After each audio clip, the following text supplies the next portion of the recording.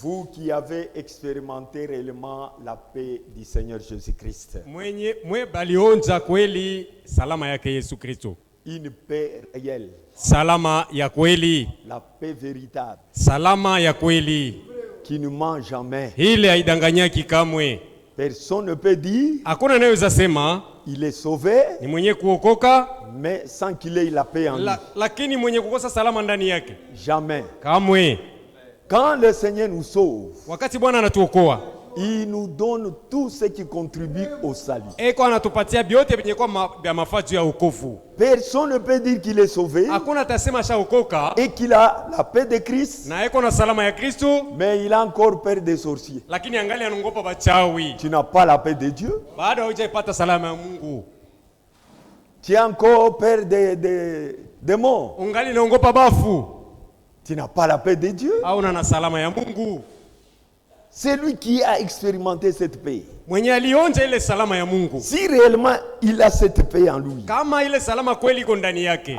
Réellement il y dort sans problème. Hakika yeko analala bila tatizo. Il n'a pas peur des ténèbres. Asiogopi atagiza. Il n'a pas peur de gris-gris. Hata ogopa mashishi. Parce qu'il connaît que celui qui est en lui est plus grand que tout ce qui existe dans le monde. On ne peut pas être des chrétiens qui parlent mais qui ne vivent pas. Non. Le christianisme, c'est la vie. On doit expérimenter Christ réellement dans notre vie. Et finir par déclarer celui qui est en moi est plus grand que celui qui est dans le monde. Ce ne sont pas des slogans, ce sont des vérités que nous devons vivre dans notre vie et que nous devons expérimenter avant notre mort et avant notre enlèvement. Que Dieu bénisse. On sait que nous vivons les derniers instants de ce monde.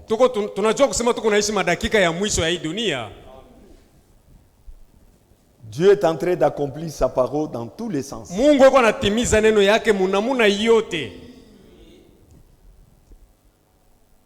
Nous devons veiller à ce que nous soyons de ceux-là qui accomplissent la parole de Dieu dans le bon sens. N'oubliez pas, il y a beaucoup d'appelés, mais peu d'élus. Ça reste ce que Dieu a dit. Mais comment vous allez reconnaître que vous êtes un élu? Un élu de Dieu, il n'est pas élu aujourd'hui. Il a été élu avant la fondation du monde. Ce qui a permis qu'il soit élu avant la fondation du monde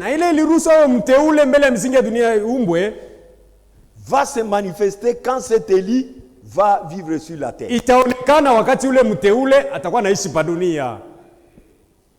Un élu, il se laisse conduire dans toute la parole. Un élu n'a pas de volonté. Il ne vit que la volonté de Dieu. Un élu, il ne croira jamais les fausses choses. C'est ça les caractéristiques d'un élu. Il se laissera conduire dans toute la vérité.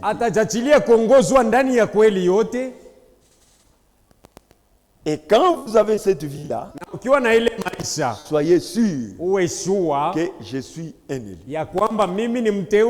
Un élu aimera la parole de Dieu. Il aimera l'église de Dieu.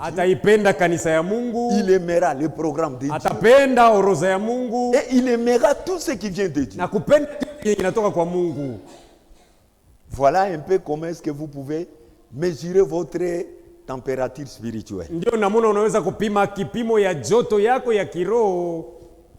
Aujourd'hui, on a commencé la prière avec 4 ou 5 personnes comme ça. Leo maombi ilianza na banduku batu kama 5 au 4 hivi. Après avoir enseigné sur ça, Kisa kufundisha juu ya maombi, pour vous donner un peu le moral, juu ya kumichangamusha ko. mais les choses bloquent toujours. Bitu bisapaka kwama. Il y a beaucoup d'appelés, Bakuitwa ni bamingi, peu de lits. ila bachache ndiye bateule. C'est ça la réponse. Ndio jibu yenyewe iko hapo. On ne peut pas se casser la tête. Hatuwezi kupasua kichwa. Les élus comprendront. Bateule ndio bataelewa. Lèvons-nous pour lire la parole de Dieu. Tusimameni kwa kusoma neno ya Mungu. Prenons Psaume 150. Tubebe Zaburi 150. Psaume 150 au verset 1. Zaburi 150 mstari wake wa kwanza. Louez l'Éternel. Msifu wa milele. Louez Dieu dans son sanctuaire. Msifu Mungu mwekalu yake. Louez-le dans l'étendue Mumsifu mueneyo où éclate sa puissance. penye kupanuka uwezo wake. Louez-le pour ses eaux faits. Mumsifu kwa matendo makubwa yake. Louez-le selon l'immensité de sa grandeur. Mumsifu kufuatana na bunene bwa heshima yake. Louez-le au son de la trompette. Mumsifu ku sauti ya parapanda. Louez-le avec les luttes et les harpes. Mumsifu kwa kinumbi na kinanda. Louez-le avec les tambourins, avec des danses. Mumsifu na matari na kucheza. Louez-le avec les instruments à cordes et à chalumeau. Mumsifu na vyombo vya nkamba na moto. Louez-le avec les cymbales sonores. Mumsifu na matoazi yenye kungoroma. Louez-le avec les cymbales retentissantes. Mumsifu na matoazi ile iko inalia. Que tout celui qui respire Na mwekuwa na pumzi wote loue l'Éternel. amsifu wa milele Kweli Bwana Yesu. kweli Bwana Yesu, kweli Bwana Yesu ndiye Mwokozi. Je prie, Niko naomba Dieu notre Père, Mungu Baba yetu, nous te remercions de tout cœur tunakupigia asante na moyo wote parce que tu nous as donné la vie, sababu unatupa uzima, tu nous as donné la foi unatupa imani et tu nous as donné l'occasion de venir dans cette na maison. unatupa nafasi ya kuwa mwii nyumba. Nous te demandons de nous aider, Tunakuomba utusaidie, de nous fortifier, tukankamishe, de nous donner, Seigneur, ce dont nous avons besoin utupatie yenye tunalazimishwa pour notre marche. juu ya safari yetu. Nous savons qu'un jour ce monde va s'arrêter, Tunajua kusema siku ingine dunia itasimama, mais les choses que nous attendons lakini mambo tunayosikia sont les plus meilleures dans le monde ni entier. ya damani mulimwengu yote mzima, Les choses qui nous préparent à te rencontrer, yenye iko natutayarisha kukulaki, qui nous préparent à résister à tout ce qui est contraire à ta parole, iko natutayarisha kupingana na kiote kile kinaenda kinyume na qui neno, nous donne l'assurance dans notre foi, inatupatia umakini muyetu qui nous imani, donne l'assurance à notre entente, inatupatia umakini mkusubiri kwetu, parce que nous savons qu'un jour, juu tunajua siku ingine tu reviendras. utarudiaka. Bénis-nous pendant que nous prêchons cette parole. Utubariki muda tuko na ubiri hii neno, Accorde-nous la grâce tupe neema d'écouter ces choses avec l'esprit ya kusikia hii maneno na roho, pour que nous puissions prospérer à tout égard. ili tupate kuendelea mungambo Nous yote. te le demandons de nous accorder Tunakuomba utupatie au nom puissant mujina ya de uwezo notre Saint ya Jésus-Christ. Bwana wetu Yesu Kristo. Amen. Amen. Mettez-vous. Kaeni. Une annonce à l'église Tangazo kukanisa, pour tous ceux qui veulent travailler pour le Seigneur. bote banapenda kumtumikia Bwana, Vous les anciens dans les offices. mwe ba zamani mu maofisi, Celui qui veut continuer ule atapenda kuendelea viendra exprimer la chose à mon bureau. atakuwa kusema ile mambo ofisini kwa mchungaji. Si vous ne vous présentez pas, Kama uonekane mu biro ya mchungaji, c'est un signe que vous ne voulez pas continuer. ni alama ya kusema hutaki kuendelea. Nous prendrons bon acte. Tutabamba mpango, Nous allons accepter tutakubalia ce que vous nous proposez. kile unatupatia sawa mawazo. Et ce que vous devez comprendre, Kenye mnapaswa kuelewa, vous ne travaillez pas pour une personne, amumtumikie mutu, vous ne travaillez pas pour cette église, amtumikie hii kanisa, vous travaillez pour le Seigneur. mko namtumikia ni Bwana. Ce sont des responsabilités Ni miziko ambayo qui sont sacrées, yenye kuwa takatifu, auxquelles vous désirez travailler. kuile mko mnatamani kutumika. Nous souhaitons à vous tous, Tunamitakia wote ceux qui se sont déjà présentés bale bashajitambulisha kwanza et ceux qui aspirent pour cette année, na bale batatamani tena mwaka huu. nous vous disons la bienvenue. Tunamitakia kuja Et kwema. que le Seigneur vous aide dans votre aspiration. Na Bwana amisaidie munamuna mko mnataka kutumika. Nous parlons sur le dernier office. Tunasemezea ofisi ya mwisho. Office de musique. Ni kazi ya buimbaji. Comme Frère Branham l'appelle. Vile ndugu Branham eko anaita hayo. L'office des programmes de musique. Kazi ya oroza ya buimbaji. Nous venons de lire dans Psaume. Tunatoka kusoma mzaburi. Que le Seigneur aime être loué. Kusema Bwana anapendaka kusifiwa. Il aime être chanté. Anapendaka kuimbwa. Il aime être glorifié. Anapenda kutukuzwa. Il aime être glorifié et glorifié. Anapendaka kutukuzwa. Ça c'est ce que Dieu veut. Hiki ni kile Mungu anatakaka. En tant qu'un grand roi sur la terre. Sawa mfalme mkuu duniani. Le grand roi parmi son peuple. Mfalme mkuu katikati ya taifa lake. Il nous invite à le louer. Anatualika kumsifu. Pour que nous exprimions sa grandeur. Ili tupate kuonyesha ukubwa yake. Dans ce monde que nous vivons. Hii dunia tuko tunaishi. Que ça soit le monde païen. Dunia kipagano. Ou le monde religieux. Wala kidini. Chaque groupe aime chanter. Kila kundi inapendaka kuimba. Les païens aiment chanter. Wapagano banapendaka kuimba. Et en chantant on exprime la joie. Na mkuimba ni kuonyesha furaha.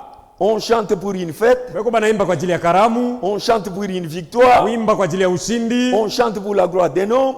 Kuimba kwa ajili ya utukufu ya Mungu. Et il y a différentes manières de chanter. Na aina ya kuimba iko yenye kuachana. Pour exprimer la joie. Juu ya kuonyesha furaha. La satisfaction. Kutosheleka. La victoire. Ushindi. Et autre chose. Na kitu kingine. Souvent chanter exprime la joie. Mara mingi kuimba ni alama ya furaha. Même dans les choses de Dieu. Hata mambo ya Mungu. Parce qu'il nous est dit dans Jacques. Juba anatuambia mu Yakobo. Que celui qui est dans la joie, qu'il chante.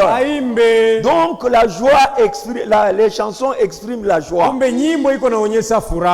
monde païen, il chante aussi. Vous avez des musiciens qui chantent pour la gloire de ce monde. Ils chantent les femmes, ils chantent l'argent, ils chantent la politique et ils chantent tout ce qu'ils veulent chanter.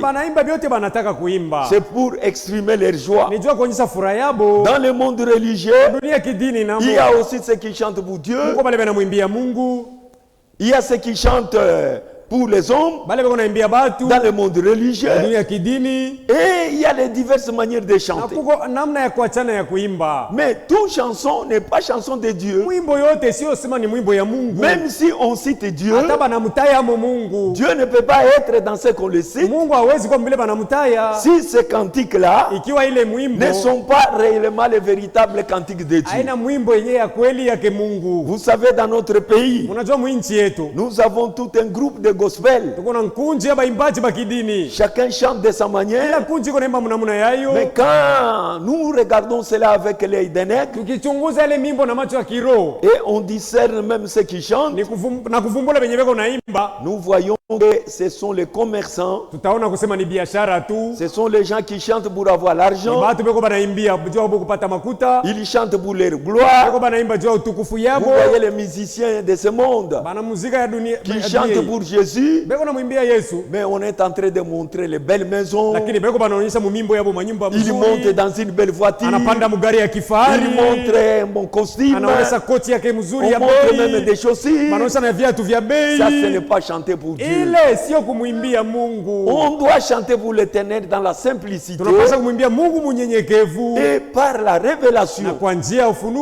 Mais ils chantent en imitant les musiciens de ce monde. C'est pourquoi nous devons comprendre ce que la parole de Dieu nous dit par rapport à la manière de chanter.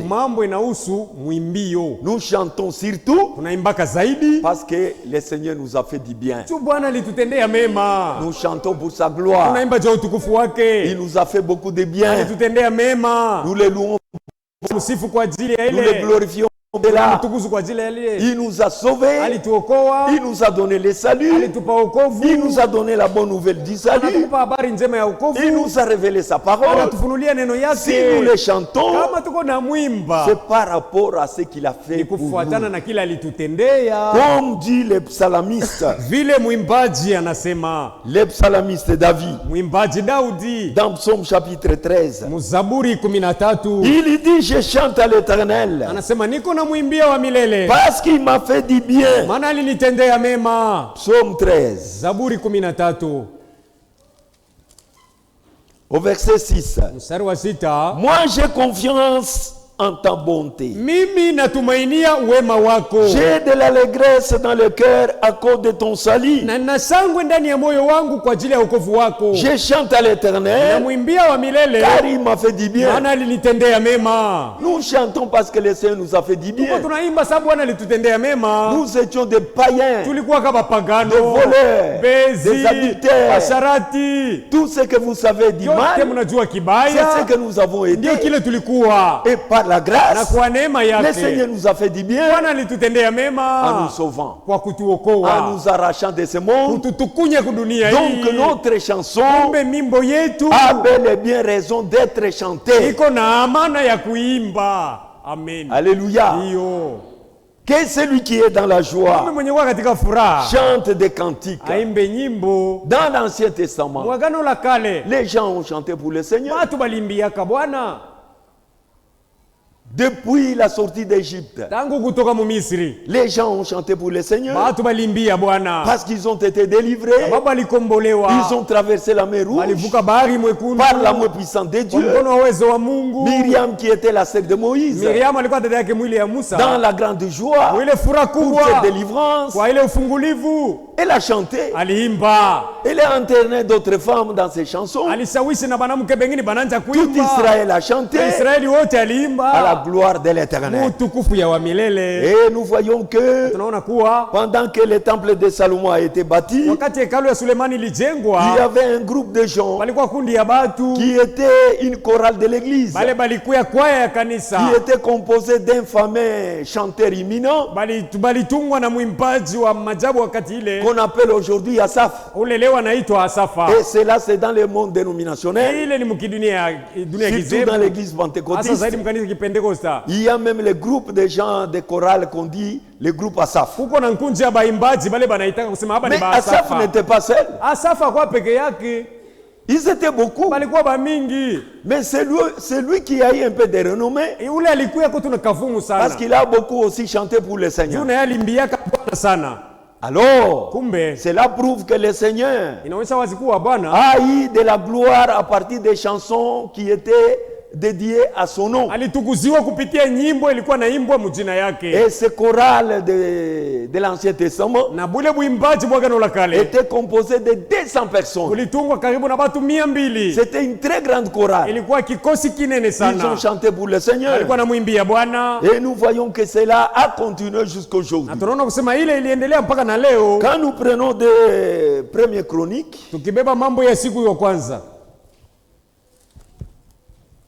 voyez qu'on chantait déjà pour l'Éternel. Cela n'a pas commencé aujourd'hui. Première chronique 25.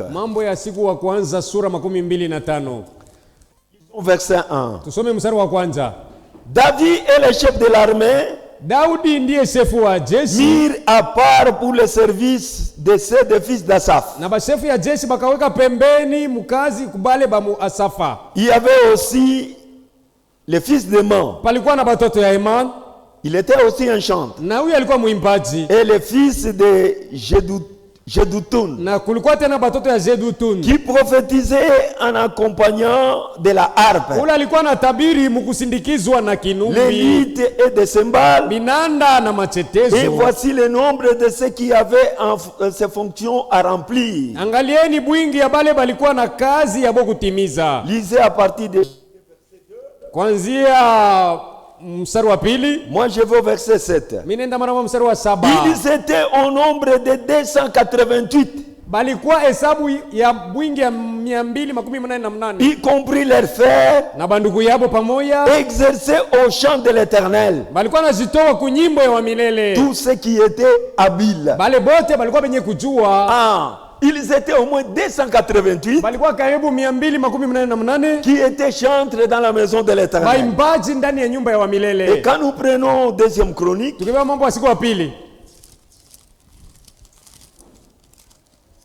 C'est depuis longtemps qu'on chantait dans la maison de Dieu. Ni tangu zamani balikuwa naimba mnyumba wa milele. Nous prenons deuxième Chronique chapitre 5. Barua mambo ya siku ya pili sura 5. Au verset 11. Mstari 11. Au moment où les sacrificateurs sortis du lieu saint, wakati ile bakuhani balikuwa natoka mahali patakatifu, car tous les sacrificateurs présents s'étaient sanctifiés, sababu bakuhani bote ba ile wakati balikuwa wanajitakasa, sans observer l'ordre des classes, bila kuchunguza agizo ya kiwango yabo. Et tous les lévites balawi bote qui étaient chantres, balikuwa baimbaji, on commence à les nommer. Anaanza kubataya. Il était Asaph, balikuwa Asafa, Eman, Jeduthun, et leurs fils, na batoto yabo, et leurs frères, na bandugu yabo, revêtis de bisis, benye kuvala manguo, se tenaient à l'orient de l'autel, balikuwa nasimama kumangaribi ya madhabahu, avec des cymbales, na maupatu, des litres, binumbi, des harpes, nanda, et avaient auprès d'eux 100 sacrificateurs bakuhani 112 sonnant de la trompette. belo kunapika parapanda. Et lorsque ceux qui sonnaient des trompettes et ceux qui chantaient s'unissaient d'un même accord, wakati bale balikuwa napika maparapanda na balikuwa naimba baliungana pamoja pour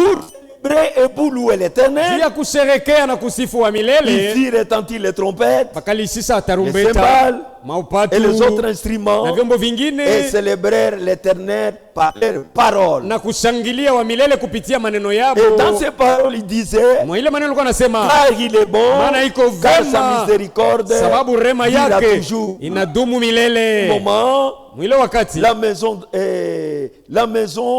de l'Éternel, nyumba wa milele qui remplit d'une nuée, itajazwa na wingu moja. Alléluia. Amin. Donc le Seigneur kumbe Bwana a accepté alichika qu'on lui rende l'honneur bampe à kavumu partir des cantiques. kupitia nyimbo. Et quand ils ont chanté, Na wakati baliimba ces cantiques étaient agréables au Seigneur. ile nyimbo ilimpendeza Bwana. Le Seigneur a répondu Bwana alibajibu par la nuée dans l'église, kupitia wingu ilishuka ndani ya jusqu'à kanisa, tel point que mkimo la gloire de l'Éternel était plus grande utukufu ya wa milele linenepa que même les sacrificateurs hata bakuhani n'ont pas pu résister à cette présence de Dieu. hawakuweza kuvumilia uwepo wa Mungu. C'est pourquoi on lit au verset 14, Maana tusome mstari wa 14, les sacrificateurs ne purent pas y rester pour faire les services bakuhani abakubakia tena ndani cha kuifanya à cause de la kazi nuée, kwa ajili ya wingu car la ilikuwa, gloire de l'Éternel remplissait la maison de Dieu. sababu utukufu wa milele lijaza nyumba yake Mungu. Notre Dieu Wetu Mungu aime être loué, anapendaka kusifiwa, aime être glorifié anapendaka kutukuzwa avec les paroles valables. na maneno yanayostahili. Et dans notre âge, Na mwi kizazi yetu nous voyons que Dieu nous envoyait un prophète. tunaona kusema Mungu alitutumiaka Quand nabii. le prophète est venu, Nabii alipofika il ne s'est pas tellement arrêté seulement à révéler la parole akusimamia paka pa kufunua neno et le mystère de la na Bible. masiri ya Biblia, Il s'est attardé aussi à l'ordre que nous vous parlons. alizamia tena na pa oroza usawa tuko na Il 200. a même touché à la chorale de l'église. Aligusa na kukwaya ya kanisa, Parce qu'il aime que le Seigneur soit glorifié dans sa splendeur. sababu Bwana anapenda kutukuzwa mubunene C'est yake. pourquoi quand il définit Ndio maana le programme de musique, akifasiria hii kazi ya uimbaji, écoutez ce qu'il dit. musikie kile nabii yako nasema, Le programme musical oroza ya buimbaji et tout ce qui a un rapport avec le développement d'un tel programme na vyote binaambatana na maendeleo ya est buimbaji sous la supervision du pasteur seul iko chini ya uongozaji wa mchungaji et peke du pasteur associé. na makamu wake. Est-ce que vous suivez ça? Unasikia? Vous comprendrez pourquoi Utajua sababu gani la chorale est mise sous la responsabilité des pasteurs de l'église. kwa haya iko chini ya uongozaji ya bachungaji ya C'est kanisa. pourquoi nous devons veiller Tunapaswa kukesha à tout ce qui se passe, vyote vinafanikana huku, même aux gens qui occupent la chorale, hata kubale beko banaingia au kuimba, comportement des frères et des sœurs, tabia ya bandugu na même à badada, leur hata habillement, mvalio wabo, parce que c'est une chorale qui est liée au service d'adoration. sababu ni kikosi kenye kwa kukazi ya mabudu. Durant les services réguliers, Wakati ya kazi ya kila siku, les réunions spéciales, mikusanyiko ya upekee ou les réveils, wala mawamsho ou à tout temps, wala muda wote, le pasteur conseillera et conduira ce programme. mchungaji atakuwa na shauria na kuongoza ile oroza. Le conseil des administrateurs Shauri ya administrator conseillera l'acquisition de tous les instruments musicaux, atashauriwa namna ya kupata vyombo vya kuimba navyo, Et le pasteur sera consulté. Na ni mchungaji bataenda kuuliza bote. Toute suggestion pour les programmes musicaux. Mawazo yote naangalia buimbaji. Provenant des saints. Ile natoka batakatifu. Des diacres. Basemasi. Ou des parties intéressées. Wala kubenye kufurahiwa. Devra être présenté au pasteur. Ile mawazo banapaswa kupeleka kwa mchungaji. Qui les accueillera avec bienvenue. Huyu atabakaribisha vizuri. Et décidera de telles suggestions. Na niye atabamba mpango pa ile mawazo yabo. Il est préférable que le pasteur contrôle ce programme. Ni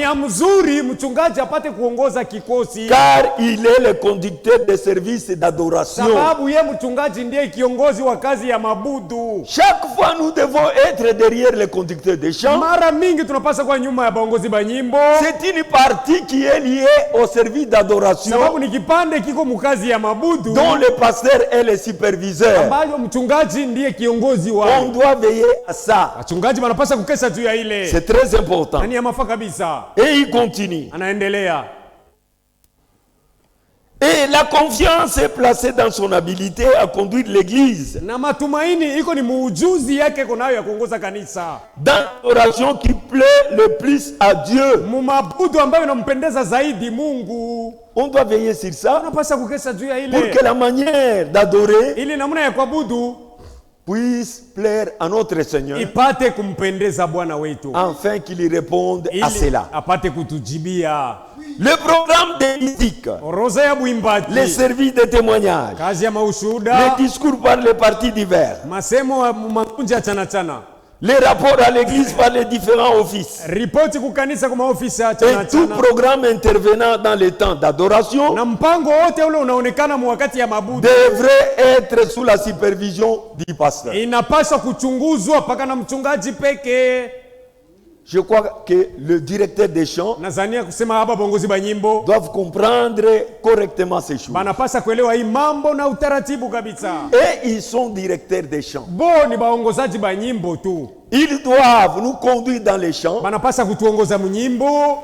Sélectionner les cantiques kuchagua nyimbo qui doivent plaire au Seigneur. Ile inapasa kumpendeza Bwana. Les chansons qui doivent amener le Saint-Esprit au milieu de nous. Nyimbo inapasa kumshusha Roho Mtakatifu katikati yetu. Mais la supervision de la chorale, lakini kuongozwa kwa kikosi chote sous la supervision du pasteur et du pasteur associé. Ni kazi ya mchungaji na makamu wake. On doit veiller, anapasa kukesa, voir quelle sorte de cantique qu'on chante, kuona ni nyimbo kaniko inaimbwa, la qualité des chansons, hali yenye ya nyimbo, le rythme même. Rythme yenye beko banapikia. On ne peut pas avoir un rythme comme des musiciens de ce monde. Kwa mdundo sawa ba na muziki ya dunia hii. Notre rythme doit être un rythme d'adoration. Mdundo wetu unapaswa kuwa mabudu qui est doux, yenye kwa ya upole, agréable, ya kupendeza, et qui doit plaire aussi au Seigneur. Unapaswa kumpendeza naye Bwana. On ne peut pas faire entrer n'importe quoi. Hawezi kuingiza mkikosi. C'est pourquoi ndio maana Frère Branham nous dit quelque chose. Ndugu Branham anatuambia kitu kingine. Il dit, anasema, lorsque nous chantons, wakati sisi tukunaimba par les chansons, kupitia nyimbo, d'abord lui-même dit, kwanza yeye peke anasema, nous croyons au fait d'avoir de la musique dans l'église. Tunaamini kuwa na buimbaji ndani ya kanisa. Le prophète dit ça. Nabii anasema hayo. Nous croyons avoir la musique dans l'église. Je tunaamini kuwa na buimbaji mukanisa. Nous croyons dans la musique dans l'église. Tunaaminia buimbaji ndani ya kanisa. Parce que la musique prépare l'église. Buimbaji buko natangulia kutayarisha kanisa. Par les chants, kupitia nyimbo, l'église est préparée. Kanisa iko natangulia kutayarishwa avant de recevoir la parole. Mbele ya kanisa ipokee neno. Et nous devons chanter des bons cantiques de la rédemption. Na tunapaswa kuimba nyimbo nzuri ile ya ukombozi. Pas n'importe quelle chanson. Sio mwimbo yoyote. Nous avons été sauvés. Tuliokolewa. Nous avons été rachetés. Tulikombolewa. Nous avons des bons cantiques de la rédemption. Na tuna nyimbo yetu nzuri ya ukombozi. Concernant notre joie. Yenye inaangalia furaha yetu. Nous chantons les saints. Tuko naimba damu. Nous chantons le pardon. Tunaimba achilio. Nous chantons la sanctification. Tunaimba utakaso. Nous chantons l'enlèvement. Tunaimba kunyakuliwa. Nous chantons la résurrection. Tunaimba ufufuko. Ce sont des bons cantiques de la rédemption. Ndio nyimbo nzuri ya ukombozi. Nous chantons le millénium. Tunaimba umiliki wa miaka elfu. Nous chantons l'éternité. Tunaimba milele. Nous chantons les repas de noces. Tunaimba karamu ya harusi. Nous chantons la communion des saints. Tunaimba ushirika wa watakatifu. Voilà les bons cantiques de la rédemption. Ile ndio nyimbo nzuri ya ukombozi. C'est pour donner la gloire à notre Seigneur. Kwa kumtukuza Bwana wetu. Alléluia. Amen. Et ici, je vous lis ce que Frère Branham dit. Dans la prédication, David, le vaillant guerrier. À la page 9.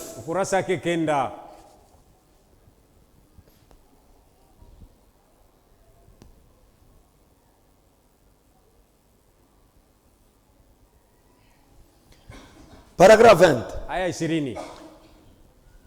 Honte à vous qui ne croyez pas dans la musique jouée sur un instrument à cordes. Oh, nous ne voulons pas de guitare. Frère Branham dit honte à vous. Vous qui révisez les guitares. Il n'est pas étonnant que les mauvais esprits n'aiment jamais cela.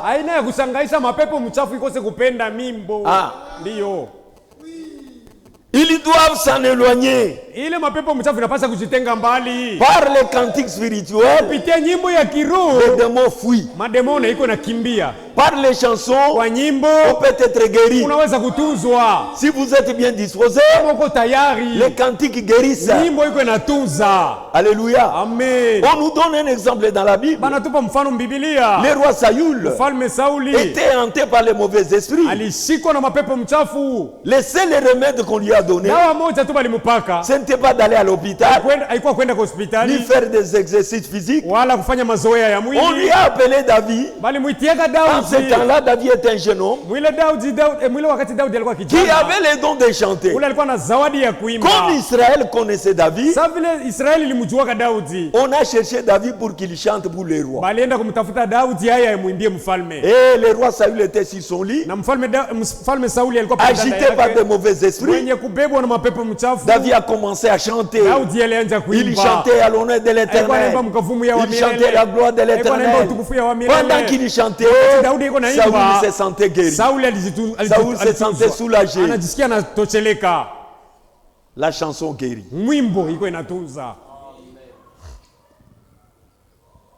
David chassait les démons en jouant de son instrument à cordes. C'est ce que l'Écriture déclare. Et quand David se mettait à jouer, les mauvais esprits quittaient Saül. Et c'est vrai. Ainsi ce petit garçon était né dans le monde et dans ses billes. Et on l'a dit à Saül. On a dit un garçon est là. C'est un guérisseur divin.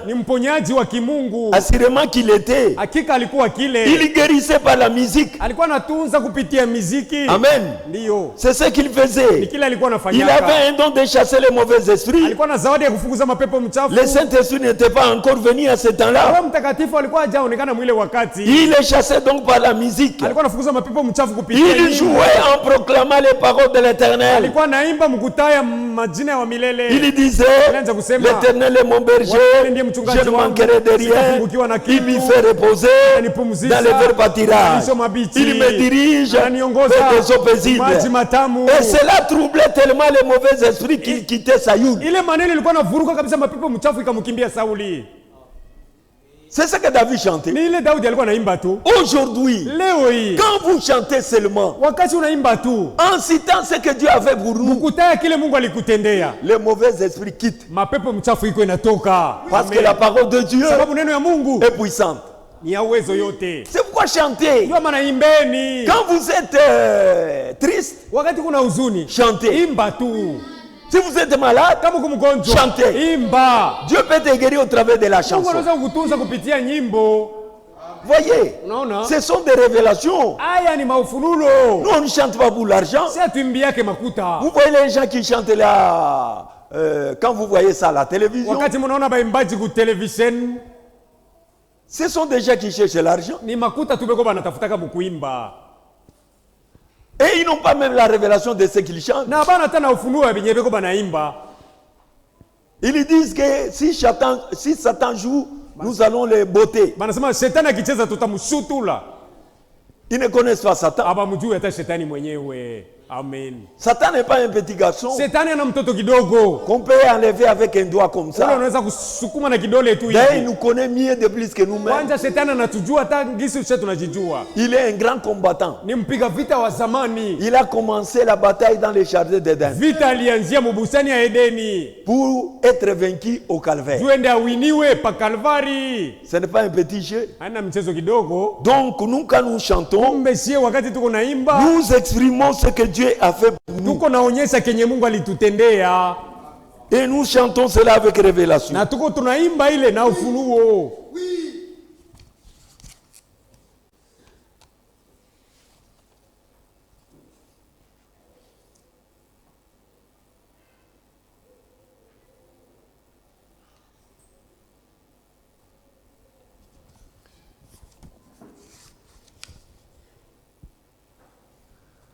Dans la prédication, entendre, reconnaître et agir.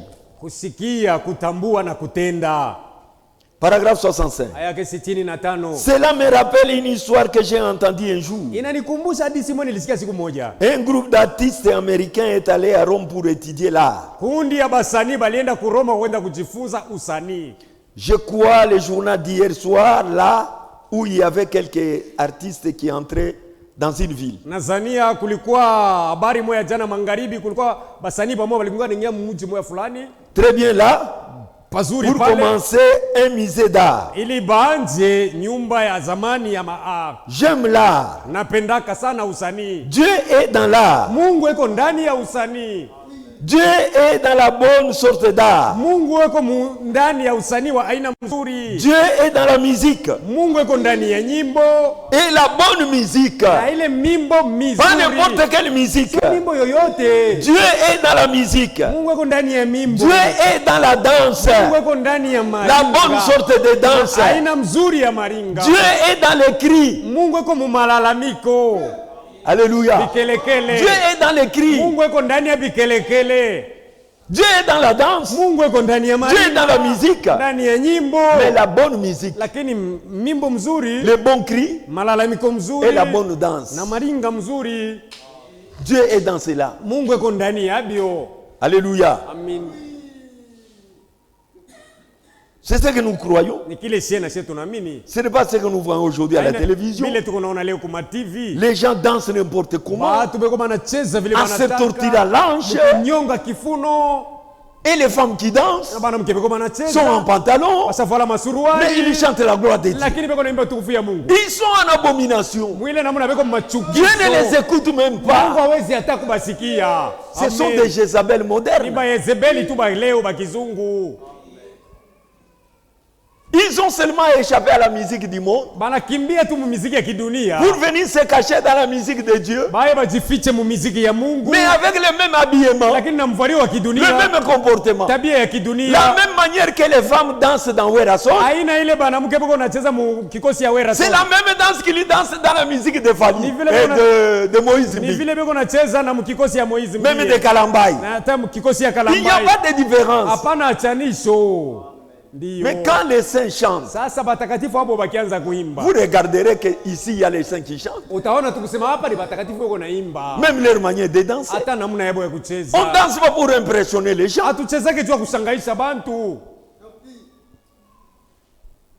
Quand quelqu'un danse par l'esprit, c'est l'esprit qui les conduit à danser. Ce n'est pas une danse désordonnée. Une danse qui est en train d'envoûter le cœur des gens. Les danses d'adultère. Et ils crient même yes. Yes. Alléluia. Ils mentent. Ils vont impressionner seulement les démons. Mais pas les saints de Dieu. Amen. C'est terrible. Nous chantons. Dieu prépare son église au moyen des chansons. C'est comme ça que Dieu fait. D'abord, je vous donne ça avant d'atterrir. Dans le départ soudain. Mhubiri inaitwa safari ya ghafla. Page 19. Ukurasa 19.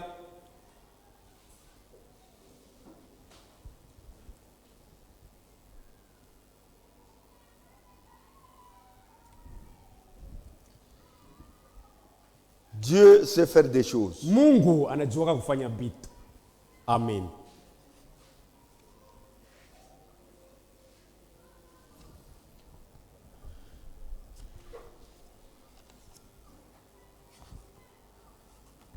Ici, je n'ai pas bien noté.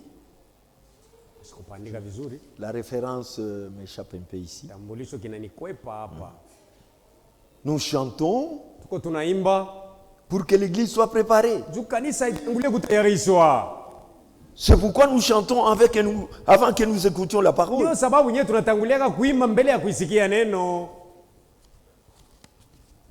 On ne vient pas pour égayer les gens.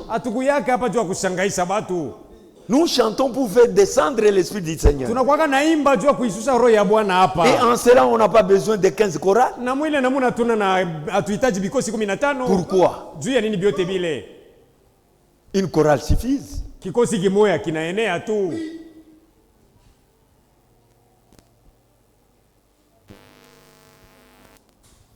Je lis dans la flèche de délivrance. Page 13. Paragraphe 28 au milieu. C'est la joie ineffable et glorieuse. Combien de vieux saints se réunissaient pour chanter les cantiques de la rédemption. Pour chanter au sujet des sang, de la puissance de Dieu. Mais aujourd'hui, on est froid. On a presque atteint le degré 0. Vous n'avez plus de cantiques de l'ancienne mode que vous aviez l'habitude de chanter. Vous ne voyez plus les visages des gens illuminés. Vous les voyez plus chanter, battre les mains, lever les mains vers Dieu, louer Dieu, prier toute la nuit et se coucher dans les champs de maïs. Eh bien, vous ne pouvez pas rester à l'église pendant 30 minutes sans respecter. Les gens sont fatigués. Les gens sont fatigués, frère. Les gens ont le courage pour les choses du monde. Mais devant les choses de Dieu, les gens sont faibles. Sont faibles. Quelqu'un peut travailler dans son champ du matin jusqu'à 16h. Mais il ne peut pas rester à l'église du matin jusqu'à 16h. Les gens sont fatigués. Mais il y a une promesse. Si vous vous sentez faible, Dieu dit, vous allez renouveler votre force en vous attachant à la parole. Votre force redeviendra. La fatigue, elle est normale. Mais il faut persévérer. Il y a aussi une parole qui dit, ceux qui vont persévérer jusqu'à la fin, c'est ceux-là qui seront sauvés. Aujourd'hui, pour chanter dans l'église, vous voyez les gens, ils sont comme ça. Surtout les prédicateurs. Ils n'aiment pas chanter. Ils se croient rois. Regardez, vous verrez. Quand vous voyez un prédicateur chanter avec enthousiasme, ah, celui-là a fait l'expérience du salut. Il y a les autres, quand il vient ici, il veut prêcher. Il chante. Mais quand il est là, il ne chante pas. Mais tu mens. La même joie qui te conduit ici, c'est la même qui te conduira même quand tu es assis. La chanson exprime la victoire. Quand Israël revenait des champs de bataille et qu'il avait vaincu, il revenait en chantant. Et nous devons chanter parce que nous avons vaincu Satan. Nous sommes victorieux. Satan a été vaincu. Même si les troupes passent par là, c'est la queue qui bouge seulement. Mais lui-même blindé. Chantons chez nous à la maison. Chantons en voyage. Les autres ont honte de chanter parce qu'on reconnaîtra qu'il est chrétien. S'il y a quelque chose de meilleur, c'est connaître que tu es chrétien. On va te respecter. N'ayez pas honte. Satan est déjà vaincu. Et avec ça, nous devons avoir de bons conducteurs qui nous amènent dans de bons cantiques d'adoration.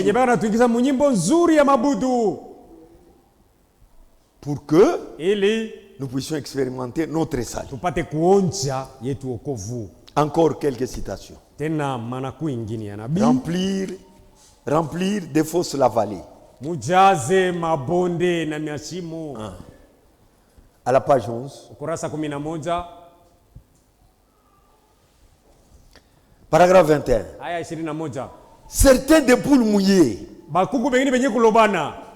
des prédicateurs qui se tiennent là à la chair,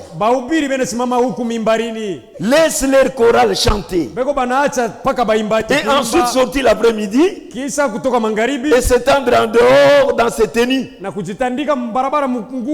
Ici il parle des dénominations. Il dit comment les gens qui chantent dans la chorale, ils peuvent chanter à la chorale, ils sont bien habillés, quand ils sortent ils sont mal vêtus. Il dit vous qui laissez ça, vous les prédicateurs, vous êtes des poules mouillées. Parce que quand quelqu'un est mouillé, il a froid, il ne peut rien agir.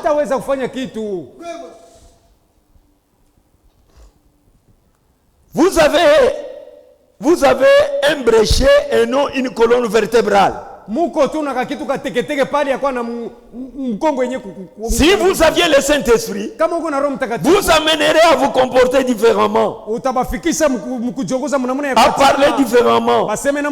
Il vous amènerait à parler les choses par leur nom. Vous êtes une petite boule mouillée. De toute façon, vous êtes des petits efféminés. Pourquoi ne cherchez-vous pas une colonne vertébrale? Cherchez le Saint-Esprit. On doit veiller sur la chorale pour que les choses mauvaises n'entrent pas. Parce que ça fait partie des services d'adoration.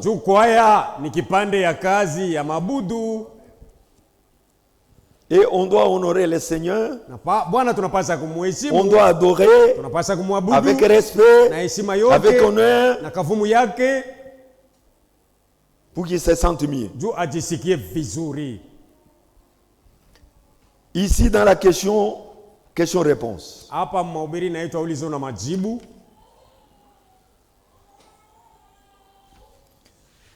À la page 38.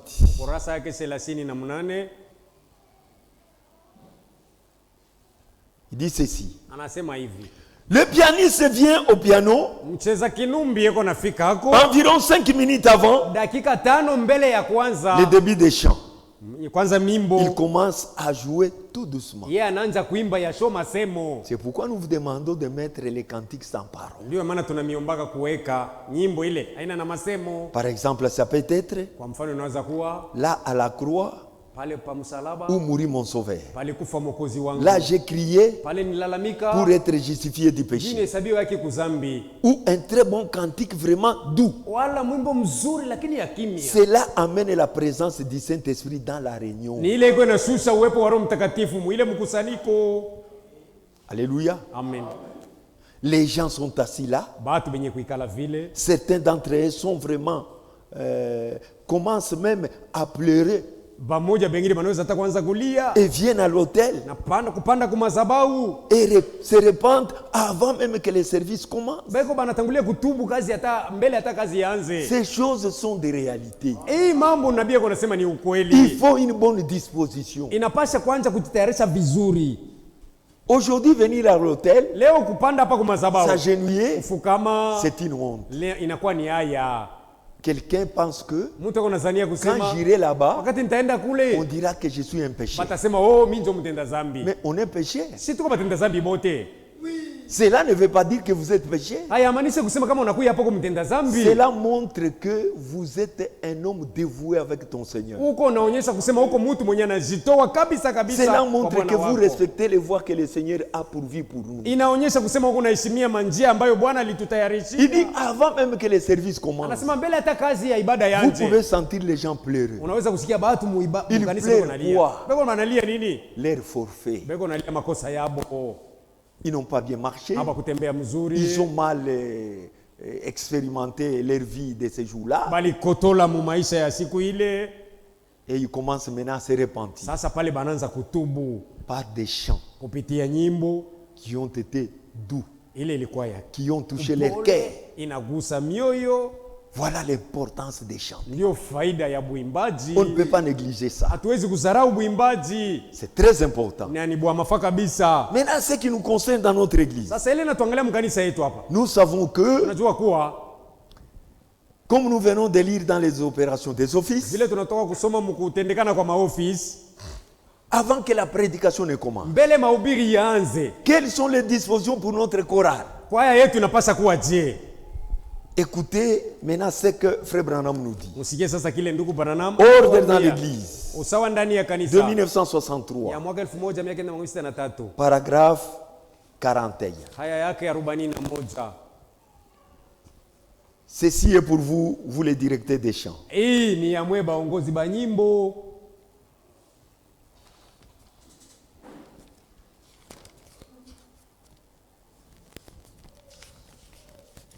Nous sommes à la page 41.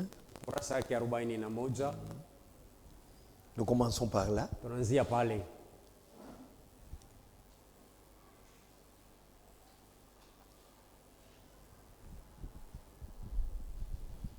Paragraphe 177.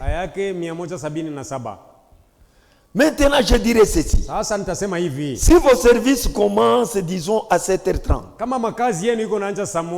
Si c'est à cette heure-là, alors ouvrez l'église une demi-heure avant.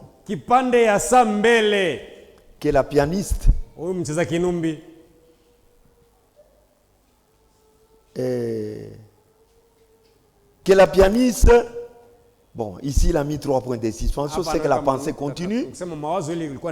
Si vous n'avez pas cet homme-là, cherchez un qui peut venir. S'il veut être payé, payez-les. Si elle le fait volontairement, c'est bien. Demandez-lui gentiment. Même si elle veut être payée pour cela, ou qu'on lui donne quelque chose pour cela, dites-lui que nous désirons qu'elle soit là une demi-heure avant le service. Si elle dit, eh bien, je ne peux pas le faire, ou qu'il y ait quelque chose, du mécontentement, alors faites-la venir ici pour enregistrer une bande douce. Vous voyez? Et passez-la. Et n'a pas besoin d'être chaque fois préparé. Chaque fois là. Préparez la bande. Et que l'un des diacres ou un administrateur ou celui qui ouvre les concierges la mette qu'il mette la bande et que celui-ci joue pendant que les gens arrivent dans l'église. J'aimerais que ces choses soient mises en pratique. Mettez la musique douce pendant que les gens entrent, avant que les services commencent. C'est très important.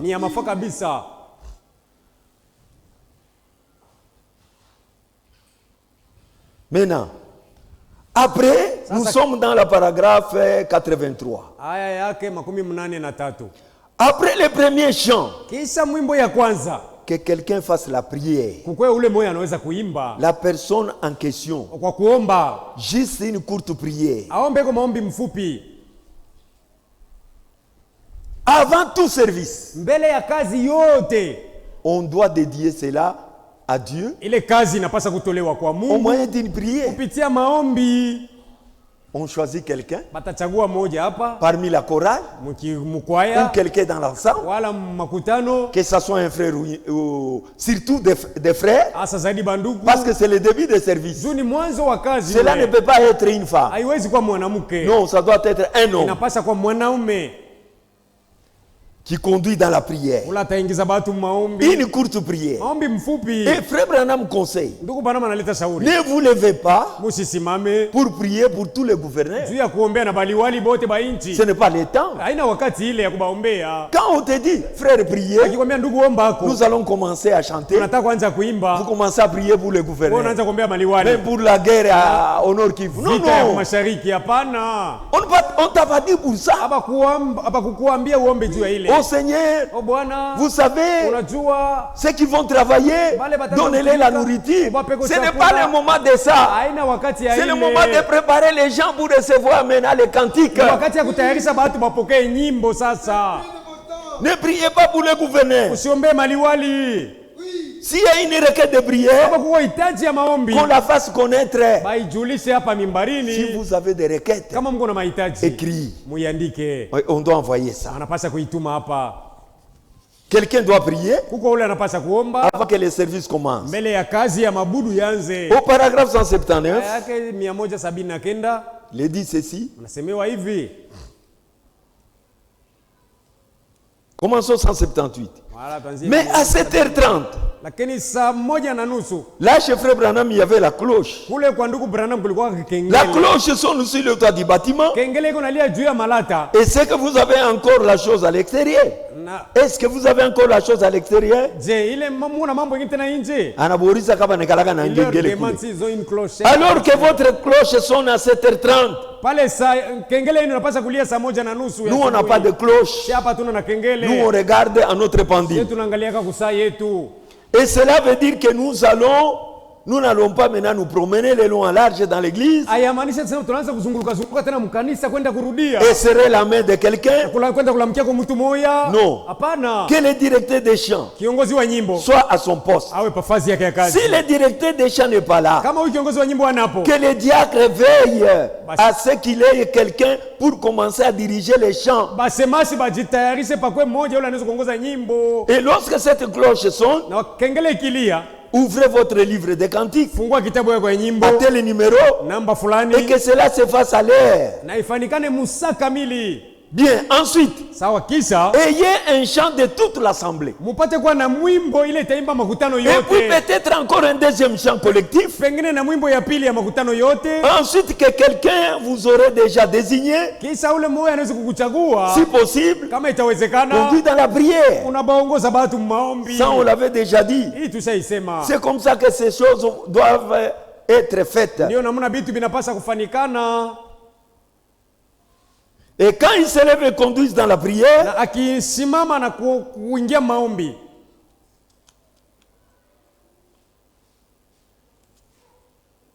parce que dans la maison de Dieu, c'est un lieu de prière. Alors vous êtes dans le sanctuaire, ménagez votre temps. Si vous les faites tous venir autour de l'autel, ça vous allez gâcher les choses.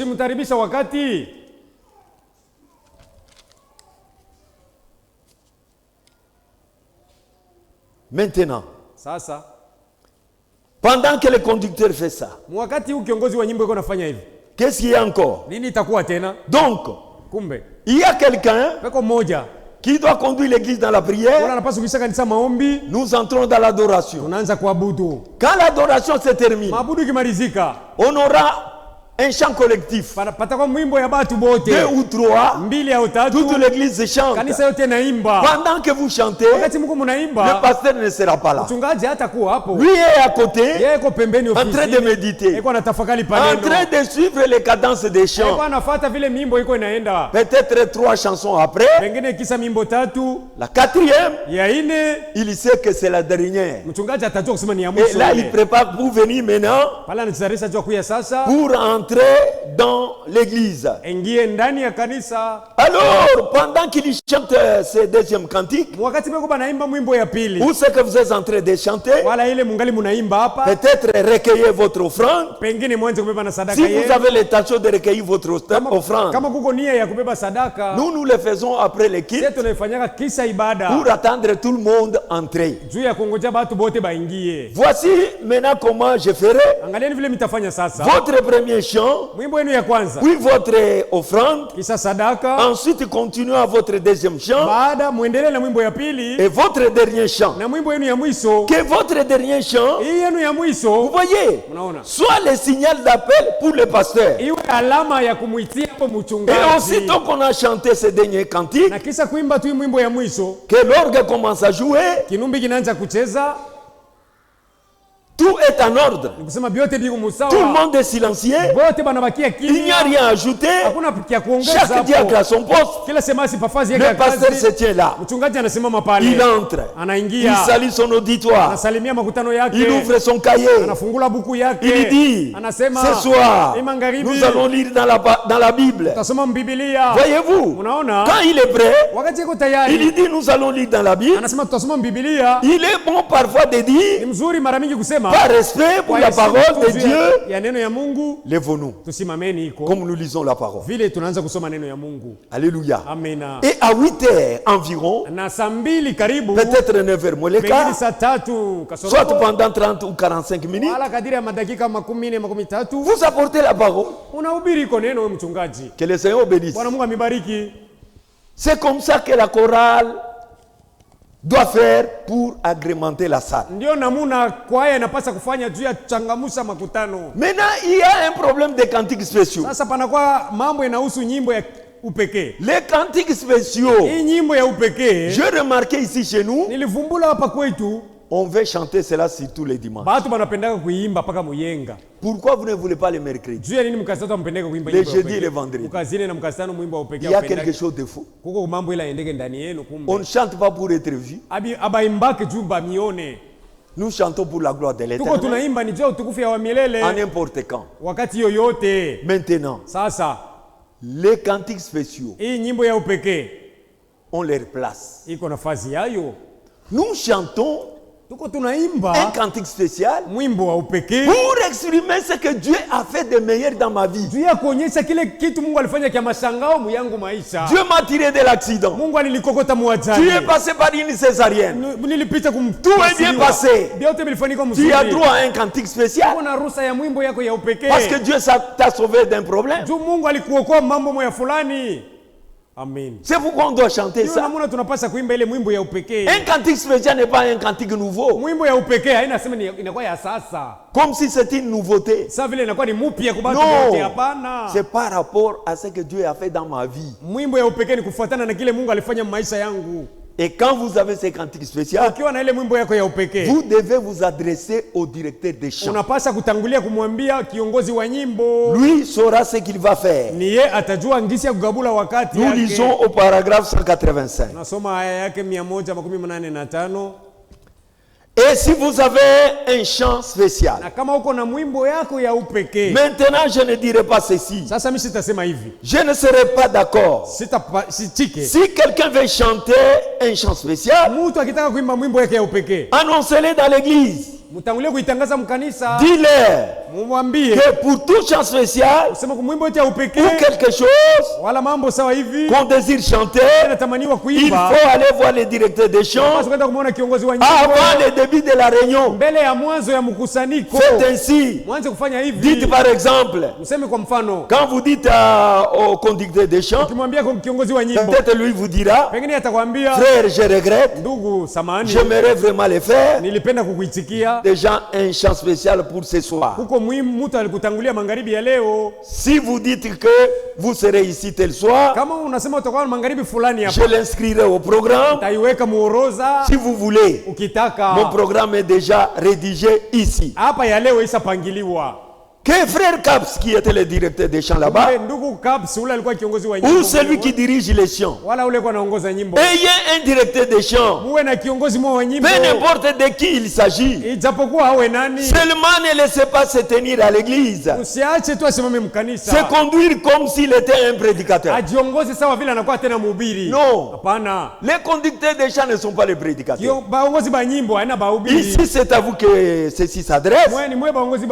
S'il y a une remarque à faire, vous ne pouvez pas le faire dans l'église quand vous voulez entonner une chanson. Oh, vous les frères, vous ne voulez pas chanter, vous les sœurs, vous ne tapez pas les mains. Non, ça ce n'est pas le programme des directeurs des chants. Si les gens ne veulent pas chanter, ils doivent nous le faire parvenir. Et nous allons exhorter l'église. Il ne peut pas corriger quelque chose en plein chant. Non. Qu'ils se tiennent là et qu'ils dirigent les chants.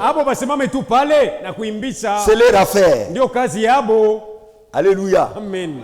Voici comment est-ce que nous devons nous comporter. C'est ce que le Seigneur nous demande. Et pour terminer,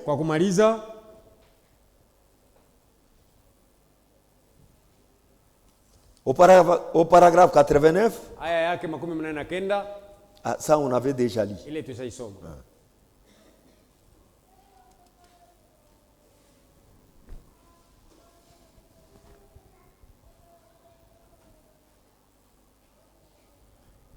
Au paragraphe 89.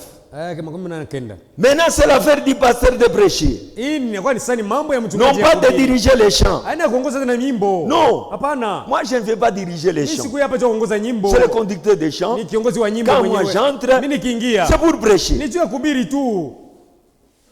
Ne soyez pas embrouillés. Quand on dit que la chorale est sous la supervision du pasteur, et ici Frère Branham dit, il ne dirige pas les chants. C'est différent. Il ne doit pas diriger les chants. C'est au directeur des chants de diriger les chants. Lui, il est responsable. Il devrait fraîchement sortir sous l'onction, directement du bureau quelque part, lorsque le moment est venu. Il n'a même pas besoin de se trouver sur l'estrade pendant que tout cela se déroule. Qu'il reste plutôt dans le bureau, là derrière. Voyez-vous? Ou ici derrière, quel que soit l'endroit où il se trouve. Que Dieu bénisse. Donc nous avons notre chorale. Les directeurs des chants sont là pour superviser la chorale, mais sous la direction du pasteur ou du pasteur associé. Ils doivent nous mener dans de bons cantiques d'adoration qui plaisent beaucoup au Seigneur, pas qui plaisent aux gens, qui plaisent au Seigneur. Parce que nous chantons pour lui. On ne chante pas pour vous. Oh non, frère Justin, moi cette chanson-là, je ne l'aime pas. On n'est pas dans les disques demandés. C'est dans le monde qu'on demande les disques qu'on veut. Mettez-moi Fali Poupa. Mettez-moi Lor Mbongo. Mettez-moi ça. Nous, toutes les chansons sont bonnes. Tout yote sont meilleurs. iko ya kupendeza. Tout yote c'est pour la gloire de ni Dieu. juu ya utukufu wa Mungu. Tout yote c'est pour son honneur. ni juu ya kavumu yake. Il n'y a pas de mauvais hakuna mwimbo mbaya et de bons na chansons. mwimbo mzuri. Ça n'existe pas. Haida hako hapa. Toute chanson Mwimbo yote qui élève le Seigneur, ile kwa na mpanua Bwana, elle est meilleure. ni ya mzuri Et on doit chanter. na tunapasha kuimba hayo. Et nous devons savoir chanter. Na tunapasha kujueni kuimba. Il y a les gens qui ne savent pas chanter. Kuko bengine bale hapajui kuimba. 5 ans Miaka 5 dans l'église. mkanisa. Ils ne savent pas chanter. Haujui kuimba. C'est grave. Ni hatari. Mais vous connaissez au moins les chansons du monde. Ila nyimbo ya kidunia hiyo unaijua tele. Mais tu ne connais pas chanter pour le roi des rois. Lakini kumwimbia mfalme wa bafalme ujui. Que le Seigneur bénisse. Hivi Bwana Mungu amebariki. On a écourté ces choses Tunabifupisha hii mafundisho pour vouloir les terminer. juu ya kupenda kuimaliza kwa haraka. Il y a d'autres choses qui interviendront Kuko bingine bitakuwa na ingiliaka tout au long des prédications. kadiri ya mahubiri itakapohubiriwa. C'est la fin. Hii ndio mwisho ya leo. Maintenant, nous vous donnons des directives. Sasa tunavipatia vya kufanya. Dieu voulant les dimanches, Mungu akitaka muyenga hii nous allons placer les offices. tutapanga maofisi. Peut-être le frère Binene va venir aujourd'hui. Pengine ndugu Binene atakuya leo. Nous vous informons que Tunamijulisha kusema nous aurons un troisième ancien. tutakuwa na mzee mwingine watatu. Ça, ce sont des grandes responsabilités Hii ni miziko mizito qui appartiennent uniquement à l'apôtre, ile inaangalia kwa mtume tu, à moins que si nous donnons l'ordre de le faire, ijapokuwa mtume atupatie ruhusa ya kuifanya, nous le ferons. tutaifanya ile Comme kazi. Paul avait dit à Tite, Sawa vile Paulo alimwambia Tito, ce qui est resté à faire, ile ilibakia kufanya kule Feli. uifanye weye. on aura un troisième ancien. Tutakuwa na mzee mwingine watatu, Ça se passera le dimanche. itakuwa ni muyenga hii kunakuja hii. Tous ceux qui préfèrent travailler dans l'office, Bote banapenda kutumika maofisi, qui viennent encore me voir au bureau, bende bamuone mzee ofisini, nous allons prendre leur nom. batabeba majina yabo Et il y a des conditions. na kuko maagizo ya Pour kutimiza. être un diacre, Kwa kuweza kuwa il shemasi faut être mari d'une seule femme. unapasa kuwa mume wa mke mmoja tu. Pour les offices de diacre, Kwa ofisi ya bashemasi on doit être marié. unapasa kuoa kwa D'une seule mwanandoa mke mmoja tu. Les anciens Bazee doivent être mariés. banapasa kuwa banandoa nabo Et ils doivent conduire bien leur maison na banapasa kujua kuongoza mzuri yabo manyumba et leurs enfants. na babo batoto kubadilisha. Leur femme Babibi yabo ne doit pas être médisante. abawezi kuwa bakabwabwa, Ils doivent être des femmes honorables. banapasa kuwa banamuke beheshimiwa. Les autres offices, Maofisi ingine hii même les célibataires peuvent travailler. hata bambalaka munaweza kuya kutumika. Un administrateur Administrator peut travailler, anaweza kutumika même célibataire. hata mbalaka. Un conducteur de chant, Kiongozi wa nyimbo même célibataire, hata mbalaka, excepté kutosha l'office tu des diacres et des anciens. ofisi ya bazee na bashemashi. Venez postuler, Njoni mulete majina, travaillons pour le Seigneur. tumtumikieni Bwana. Pour ce Kwa soir, magharibi ya que leo, le Seigneur bénisse. Bwana Mungu amibariki. Lèvons-nous pour la prière. Hapa tusimame kwa kuomba. Nous prions pourquoi? Unaomba juu ya nini? Nous allons prier pour le vote de dimanche. Tutaombea kura ya mujuma. Que le Seigneur nous conduise dans de bonnes choses. Bwana atuongoze mbitu bizuri. Que les choix soient les choix favorables Chaguo iwe ya kupendeza pour la conduite de cette église. kwa ajili ya mwenendo wa kanisa hii. Demandons au Seigneur de nous aider. Mwombeni Bwana atusaidie. Nous n'avons pas de vote politique. Hatuna na kura ya Ce kisiasa sont hapa. les hommes que nous allons vous Ni présenter. batu bale tutamiletea mweye. Ce sont des hommes comme vous. Ni batu sawa mweye. Ils ont aussi des faiblesses. Nabo biko na mabuzaifu yabo. Mais vous allez les supporter Lakini mtabavumilia. quand ils vont commencer à faire des ratés. Wakati bataanza kupusapusa ako. Oh, je l'aime. Oui, je l'aime. Parce qu'elle m'a aimé et a donné sa vie pour moi. À Golgotha. Prions un court instant. Ombeni kwa muda mfupi.